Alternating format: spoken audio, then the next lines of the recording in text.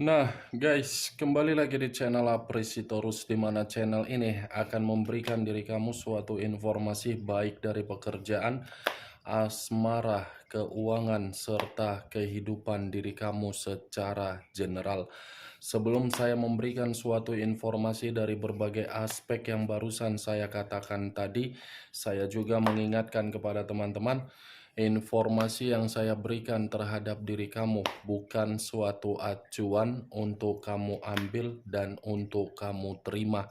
Saya hanya bisa memberikan diri kamu suatu informasi berdasarkan kartu yang saya pegang ini. Diri kamu hanya bisa berencana terhadap kehidupan kamu, akan tetapi di balik dari informasi dan perencanaan tersebut, lagi-lagi yang menentukan adalah Sang Pencipta. Sebelum saya mengambil satu persatu kartu yang saya pegang ini secara acak, saya juga mengingatkan kepada teman-teman, apabila ketemu dengan channel saya, agar menekan tombol subscribe-nya dan menyalakan loncengnya supaya next video saya lebih semangat untuk memberikan suatu informasi baik terhadap kondisi energi kamu, manusia yang selama ini kamu prioritaskan, serta pihak ketiganya. Oke, Wageng. Sama seperti biasanya, saya tidak memiliki judul atau topik yang akan saya angkat, tetapi saya akan berusaha untuk berbagi cerita dari setiap kartu yang akan saya ambil nanti secara acak. Apakah cerita di balik dari kartu tersebut akan memberikan suatu gambaran yang bersifat positif atau kebalikannya? Kita langsung saja. Saya akan mengambil beberapa kartu, di mana kartu yang akan saya ambil nanti bisa saja bersifat resonate, bisa saja tidak bersifat resonate. Semuanya saya kembalikan terhadap pola pemikiran kamu, semuanya saya kembalikan terhadap situasi energi yang kamu miliki untuk saat ini.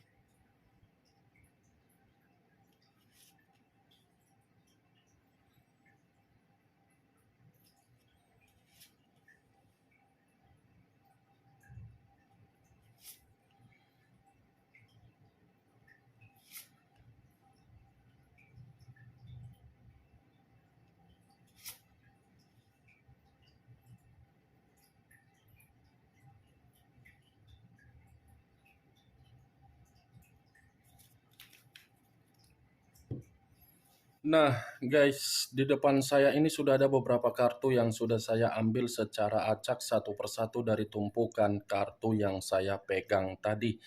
Apakah informasi atau cerita di balik dari kartu yang ada di depan saya ini akan memberikan suatu gambaran yang bersifat positif atau kebalikannya? Kita langsung terhadap kartu pertama. Muncul kartu ini. Sekali lagi saya mengatakan, muncul kartu yang saya pegang ini. Di mana kemunculan kartu yang saya pegang ini seperti memberikan suatu isyarat atau berbicara terhadap kondisi satu energi, yang dimana kondisi energi tersebut untuk saat ini saya melihat dan saya merasakan sepertinya ada satu bentuk pergerakan, tetapi bentuk pergerakan ini belum tentu bisa saya kategorikan bersifat positif. Kenapa saya mengatakan belum tentu bisa bersifat positif? Satu energi yang saya katakan tadi sudah banyak menerima berbagai kondisi, tetapi kondisi tersebut seperti orang yang dipaksa untuk mengutamakan kepentingan apa yang diprioritaskan daripada mementingkan kepentingan diri sendiri. Satu energi yang saya katakan tadi sudah menyadari apa yang diperlihatkan terhadap kedua bola mata bukan malah menyadarkan, tetapi seakan-akan menunggu dari reaksi orang yang diprioritaskan, tetapi apa yang ditunggu bukan memberikan suatu feedback yang terbaik. Kalau saya mencoba untuk mengarahkan kartu yang saya pegang ini terhadap posisi energi yang dimiliki oleh pihak lain atau orang lain, serta mengesampingkan satu energi yang saya katakan tadi, kartu yang saya pegang ini cukup jelas memberitahukan antara karakter dan watak sama-sama menjatuhkan seseorang yang telah memberikan suatu perasaan yang tulus. Bukan hanya menjatuhkan, tetapi memberikan suatu reaksi yang begitu sangat luar biasa di luar dari logika yang dimainkan. Ibaratnya kondisi frustasi. Apa yang barusan saya katakan tadi bisa saja mengarah terhadap posisi energi kamu, dan apa yang barusan saya katakan tadi bisa saja mengarah terhadap manusia tersebut. Akan tetapi, sebelum saya memberikan suatu informasi terhadap kemunculan kartu yang saya pegang ini, terlebih dahulu saya akan mengarah terhadap diri kamu sebelum saya mengarah terhadap manusia tersebut. Sebelum saya mengarah terhadap manusia itu, terlebih dahulu saya akan mengarah terhadap diri kamu. Di mana ketika diri saya mengarah terhadap posisi energi kamu, baik secara pemikiran, perasaan, atau kondisi batin kamu, dari ketiga aspek yang barusan saya katakan tadi, saya ingin bertanya terhadap diri kamu. Hanya sekedar ingin bertanya, tidak ada niat untuk menyalahkan apalagi menyudutkan diri kamu. Sejauh ini, ketika kamu melakukan yang namanya suatu perjalanan komitmen kamu itu memberikan diri kamu suatu tujuan yang pasti atau tujuan yang tidak pasti. Tujuan kamu melakukan suatu perjalanan komitmen apa? Pertanyaan yang barusan saya katakan tadi, cukup kamu yang mengerti dan cukup kamu yang menjawabnya sendiri. Karena kalau saya memberikan jawaban berdasarkan dari versi menurut saya belum tentu versi yang akan saya katakan ini tersinkron dengan diri kamu. Karena yang lebih mengerti dan lebih memahami dari pertanyaan yang saya lontarkan tadi, diri kamu, bukan saya. Versi yang akan saya katakan, tujuan komitmen kamu itu tidak memiliki tujuan. Itu versi dari diri saya. Walaupun saya mengatakan kamu itu tidak memiliki tujuan di dalam komitmen kamu, bukan berarti versi yang saya katakan tadi berdasarkan dari kesalahan kamu. Bukan berarti berdasarkan dari kesalahan kamu, sekalipun ada kesalahan yang kamu berikan di dalam perjalanan komitmen kamu karena kamu merasa perjalanan komitmen kamu itu tidak memberikan suatu kebutuhan sesuai dengan keinginan kamu. Kebutuhan yang saya katakan ini banyak aspeknya. Bisa saja dari bentuk keuangan, bisa saja dari bentuk kehangatan, bisa saja dari bentuk komunikasi, bisa saja bentuk dari karakter. Bagi saya, tidak ada tujuan. Karena bagi saya pun, komitmen kamu itu hanya dipaksa. Kamu hanya terpaksa untuk menjalankan komitmen tersebut.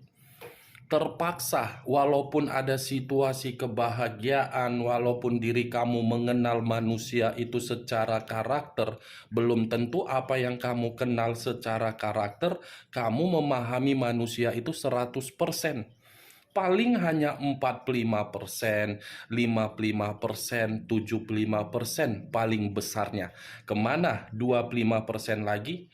Ya, itu tidak mungkin dia beritahukan terhadap diri kamu. Saya tidak tahu apakah perkataan yang saya katakan tadi menurut versi yang saya ucapkan bisa kamu terima secara logika, saya kurang mengerti. Tetapi itulah menurut saya. Dan saya berbicara dari apa yang saya katakan tadi, belum acuannya dari kartu yang saya pegang ini.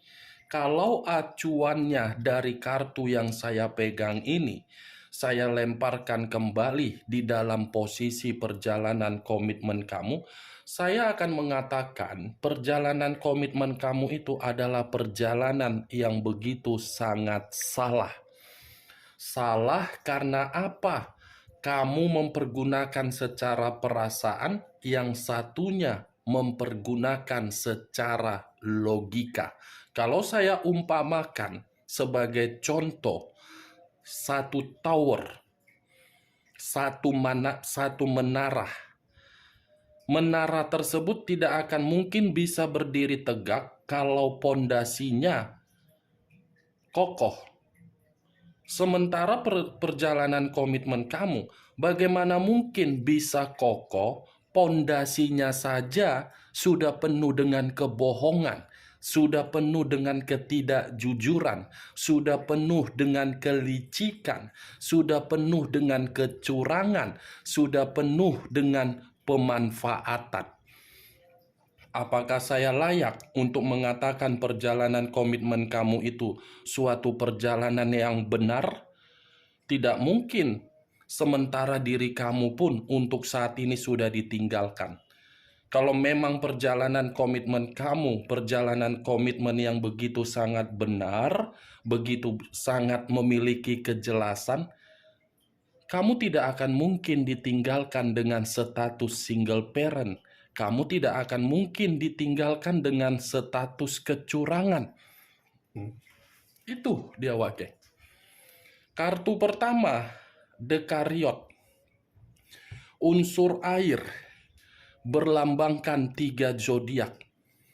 Pisces, Cancer, dan Scorpio. Hitam di atas putih, putih di atas hitam.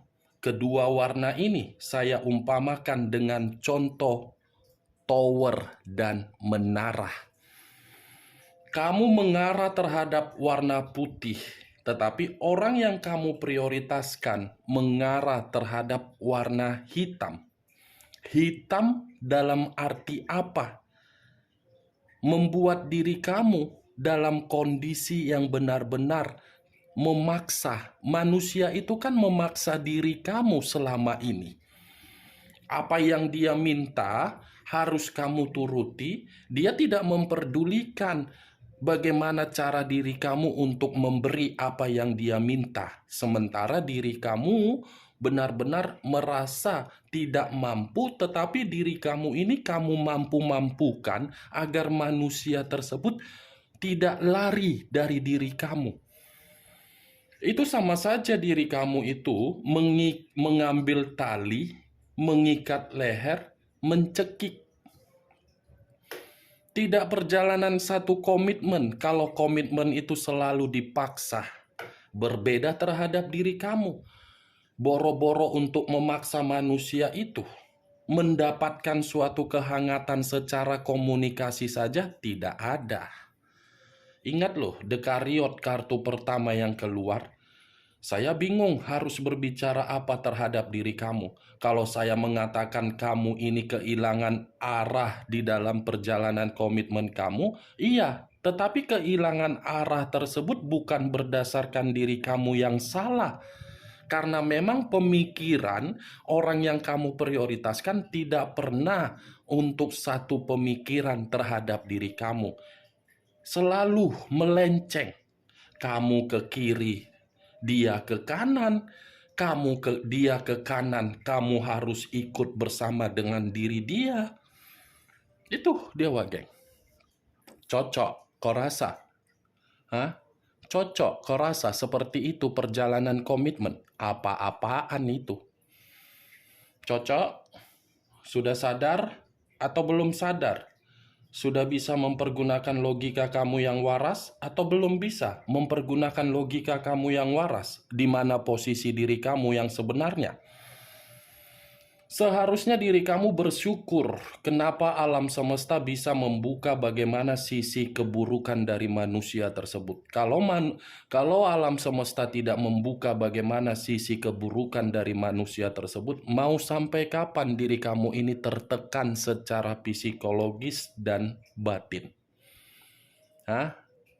Kamu mau menyalahkan alam semesta, kenapa diri kamu itu dipisahkan terhadap manusia tersebut? Nah, Wage, mau menyalahkan alam semesta atau mengasihani diri sendiri atau menyalahkan diri sendiri?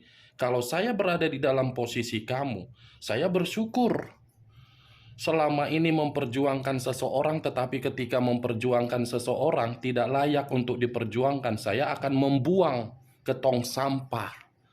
Karena ketika memperjuangkan seseorang, banyak berbagai penundaan-penundaan, mulai dari kesehatan terganggu, mulai dari pemikiran selalu tidak sehat, selalu berpikiran overthinking, belum lagi keuangan harus disediakan, mulai dari waktu terbuang percuma. Kan menang banyak manusia tersebut dari diri kamu. Ya kan, Wak, geng?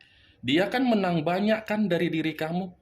Sudah memperlakukan diri kamu secara dipaksa, dia diuntungkan, menang banyak kan? Coba pikir secara logika, dia yang menang banyak atau kamu yang menang banyak? Itu dia, Wak, geng. Kalau saya mengarahkan kartu yang saya pegang ini terhadap posisi energi manusia tersebut, lagi-lagi saya akan mengatakan manusia itu memang tidak layak untuk kamu pertahankan.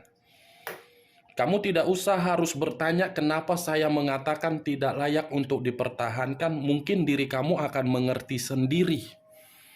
Itu dia, Wak, geng. Muncul kartu The Hermit. The Hermit, kartu pertama unsur air, kartu kedua unsur tanah. Yang terdiri dari 3 zodiak, Capricorn, Taurus, dan Virgo. Kalau saya mencoba untuk mengesampingkan ketiga zodiak yang barusan saya katakan tadi, keluarnya kartu The Chariot ini seperti membuktikan diri kamu sudah benar-benar mengambil satu keputusan. Saya tidak tahu apakah keputusan ini memang karena unsur kesengajaan atau memang diri kamu sengaja, saya kurang mengerti. Tetapi ketika saya mencoba untuk melihat keputusan yang kamu ambil, sepertinya kamu yang menarik diri. Sekalipun manusia itu sudah yang meninggalkan, belum tentu saya mengategorikan manusia itu melupakan diri kamu. Belum tentu. Tetapi saya memastikan kamu yang menarik diri di sini posisinya. Karena ketika diri kamu menarik diri, karena diri kamu merasa perjalanan komitmen kamu itu sudah menghancurkan berbagai perencanaan yang ada di dalam pemikiran kamu, sehingga pemikiran kamu itu dari perencanaan kamu satu pun tidak ada yang berhasil. The Hermit, Wak, geng. Sudah pasti berbagai kesempatan atau kata maaf sudah kamu berikan. Tetapi kata maaf atau kata kesempatan yang kamu berikan belum tentu membuat diri kamu itu tidak merasa waspada kalau komitmen tersebut masih bisa diperbaiki. Nih, The Hermit. Menarik diri karena diri kamu merasa muak dengan manusia itu, karena diri kamu merasa manusia ini kenapa tidak ada perubahannya, Muak karena diri kamu merasa manusia ini kenapa monoton, kenapa tidak pernah mau mengakui kesalahan, kenapa tidak pernah mau memberikan kehangatan. Dia yang melakukan kesalahan, tetapi kesalahan yang dilakukan itu seperti dilemparkan terhadap berbagai orang. Ya, bagaimana mungkin manusia itu bisa mengakui? Kemunculan kartu Dekariot saja sudah saya katakan orang yang kamu prioritaskan memaksa diri kamu. Itu dia, The Hermit. Menarik diri karena memang diri kamu ini lebih mementingkan kondisi batin kamu untuk saat ini daripada mementingkan manusia tersebut dengan berbagai rencana yang akan dia lakukan untuk memperbaiki perjalanan komitmen tersebut. Muncul kartu The Wheel of Fortune. The Wheel of Fortune, perputaran waktu. Kalau saya mencoba untuk menarik dari kata waktu, waktu ini ada kaitannya terhadap titik balik di dalam kehidupan kamu. Kenapa saya mengatakan titik balik di dalam kehidupan kamu? Yang seharusnya kehidupan kamu ini mendapatkan berbagai keberuntungan, mendapatkan berbagai kemajuan, mendapatkan berbagai karma positif, mendapatkan berbagai kesuksesan, mendapatkan berbagai perkembangan. Setelah manusia itu datang di dalam kehidupan kamu, bagaimana siklus kehidupan kamu? Masih sama atau terbalik? Syukur-syukur kedatangan manusia itu, siklus kehidupan kamu masih sama. Syukur-syukur. Tetapi kalau manusia itu datang di dalam kehidupan kamu hanya untuk membuat kehidupan kamu tidak lagi beruntung, berarti kartu pertama dengan kartu kedua tersinkron dengan ucapan saya. Dia yang menang banyak, kamu yang rugi total. Ini dia Wageng, The Wheel of Fortune. Kamu itu roda kehidupan dia yang memberikan manusia itu keberuntungan. Tetapi ketika diri kamu mengangkat keberuntungan manusia tersebut, mengangkat derajat manusia tersebut, mengangkat status manusia tersebut, manusia itu menganggap dia yang menjadikan pintu rezeki kamu. Mantap kan pemikiran seperti itu? Cobalah pikirkan secara logika. Di mana siklus kehidupan kamu dan di mana titik balik kehidupan kamu? Masih setara atau terbalik? Saya berbicara seperti ini bukan dalam arti saya ingin memberikan diri kamu suatu bentuk sugesti atau menyudutkan manusia tersebut. Tetapi kenyataan yang berbicara. Real kan? Yang berbicara terhadap diri kamu. Mana yang lebih besar, pengeluaran kamu atau pengeluaran dia? Mana yang lebih besar, kamu yang memberi atau dia yang memberi? Itu saja yang menjadi perbandingan kamu. Ketika diri kamu membandingkan, mungkin logika yang waras kamu akan membuat diri kamu sadar. Muncul kartu Seven of Swords. Terdiri dari 7 pedang. Kalau saya mencoba untuk menarik satu pedang dari ketujuh pedang yang barusan saya katakan tadi, satu pedang yang saya tarik ini ada kaitannya terhadap kemunculan Dekariot. Kenapa saya mengatakan ada kaitannya terhadap kemunculan kartu Dekariot? Manusia ini, kalau saya contohkan, aktor atau aktris yang tanpa ada nominasi, mungkin manusia ini pemenang piala Oscar dan Panasonic Awards. Perjalanan komitmen kamu itu hanya dia jadikan sebagai perjalanan komitmen ibarat di sinetron Indosiar. Awalnya manis, pertengahan busuk, terakhirnya membusuk dan meminta minta maaf. Tetapi ketika minta maaf, belum tentu 100% berubah. Sinetron tersanjung 1, 2, 3, 4, 5, 6, 7, 8, 9, 10 sampai berikutnya lah. Itulah perjalanan komitmen kamu. Seven of Swords, 7 pedang. Penuh dengan drama, penuh dengan kemanipulatifan, penuh dengan penipuan, penuh dengan pemanfaatan. Cocok tidak kalau saya mengategorikan manusia itu adalah ular atau bunglon? Bunglon yang gampang menyesuaikan situasi, tetapi siapapun tidak mengetahui bagaimana ketika bunglon tersebut menyesuaikan diri. Kan seperti itu diri kamu. Kamu tidak mengetahui kapan manusia itu menyesuaikan diri. Tiba-tiba baik, tiba-tiba marah, tiba-tiba temperamen, tiba-tiba bermanis-manis, tiba-tiba seperti orang yang mencoba membuat diri kamu tertawa. Tetapi ya pada intinya, perjalanan komitmen kamu itu memang perjalanan yang begitu sangat salah.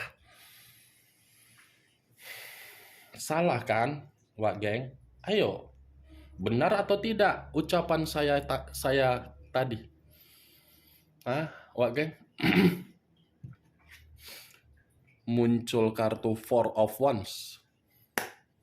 4 tongkat. Kalau saya mencoba untuk menarik 1 tongkat dari ke-4 tongkat yang barusan saya katakan, saya ingin bertanya terhadap diri kamu. Ada tidak kebahagiaan yang kamu terima dari manusia itu? Ada tidak suatu bentuk keromantisan yang dia berikan terhadap diri kamu secara tulus? Ada tidak suatu bentuk komunikasi yang dia berikan terhadap diri kamu di mana komunikasi tersebut tidak berbicara mengenai keuangan? Komitmen loh. Kalaupun ada komunikasi tanpa harus dibahas mengenai keuangan, mungkin kamu akan mengerti dan dia pun akan mengerti. Tetapi nyatanya orang yang selama ini kamu anggap, orang yang selama ini kamu ikat secara komitmen yang sakral, kamu mengharapkan manusia itu bisa memberikan diri kamu suatu bimbingan, suatu pengayoman. Nyatanya apa? Tidak ada. Pergi dengan situasi kepecundangan. Tidak ada kebahagiaan, tidak ada suatu jalinan kerjasama, tidak ada suatu bentuk tanggung jawab.